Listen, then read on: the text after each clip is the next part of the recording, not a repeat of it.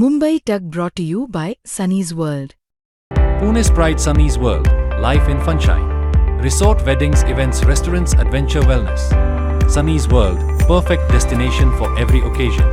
सन्माननीय कोर्ट म्हणलं की राजकीय वैमनस्य होतं, पण दुर्दैवानं मग मारलं कुणी. ह्या जन्मात तरी त्या माणसाचं राजकारण साध्य होऊ द्यायचं नाही.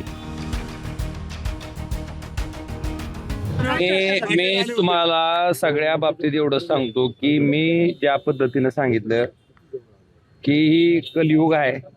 काल मला वाटतं 2003 जून 2006 जी दुःख आणि यातना आमच्या सगळ्या परिवारानं, समदकाजीच्या परिवारानं भोगली, मला वाटतंय काल 20 वर्षाच्या नंतर तीच दुःख, तीच यातना त्याच दिवशी, कारण माझ्या वडिलांचं 3 जून 2006 रोजी अशा पद्धतीनं गोळ्या झाडून हत्या केली होती. आणि काल त्या दिवशी शनिवार होता आणि दुर्दैवानं कालच्या निकाल सुद्धा शनिवारीच होता. मला ह्या गोष्टीचं दुःख वाटतंय की सन्माननीय कोर्ट म्हणतंय की हत्या करण्याचा उद्देश पण होता, म्हणजे मोटिव्ह होता, मोटिव्ह प्रूव्ह केला कोर्टात. सन्माननीय कोर्ट म्हणलं की राजकीय वैमनस्य होतं, पण दुर्दैवानं मग मारलं कुणी. ह्या सगळ्या गोष्टी सन्माननीय कोर्ट मान्य करते, पण शेवटी न्यायिक प्रक्रियेमध्ये कोर्टाचा सन्मान प्रत्येकाला करावा लागतो. त्यामुळं कोर्टाच्या निर्णयाचा सन्मान करून त्या निर्णयाच्या विरुद्ध हायकोर्टामध्ये मी जाणार आहे. आणि अशा प्रसंगामध्ये वाईट ह्याच गोष्टीचं वाटलं की आयुष्यभर, म्हणजे ज्या दिवशी माझे वडील गेले त्या दिवशीपासून मी माझ्या राजकीय कारकिर्दीला सुरुवात केली. सुरुवात करण्याचं कारण ही माझे वडीलच होते. फक्त मला दाखवून द्यायचं होतं, त्यामुळे लोकांच्या संपर्कात गेलो.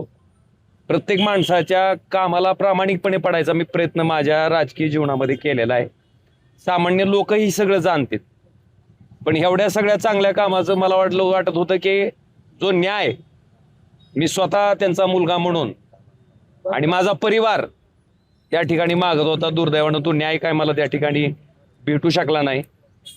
आता हायकोर्टात त्या ठिकाणी CBI जाणार आहे. CBI हायकोर्टात गेल्याच्या नंतर त्या ठिकाणी ज्या कोर्टातल्या सगळ्या गोष्टी तपासातल्या समोर आल्यात खालच्या ट्रायल कोर्टामध्ये, त्याच्या बाबतीत ह्या निर्णयाच्या विरुद्ध त्या ठिकाणी आम्ही दाद मागणार आहेत. अपेक्षा इतकीच आहे की त्या तपासाचा CBIनं जो तपास केलाय त्या तपासाचा सगळा अँगल बघून त्या ठिकाणी हायकोर्टानं न्याय द्यावा. आज फादर्स डे आहे. आज फादर्स डे आहे. फादर्स डेच्या दिवशी तुम्ही तुमचा निर्णय घेताय, तर या सगळ्या योगायोगाकडे कसं पाहता? आज फादर्स डे. लक्षात घ्या, माझ्या आयुष्यात, माझ्या राजकारणाची सुरुवात, माझ्या राजकीय जीवनाची सुरुवात करण्यामागचं कारण ही माझ्या वडिलांची हत्या होती, ती राजकीय होती.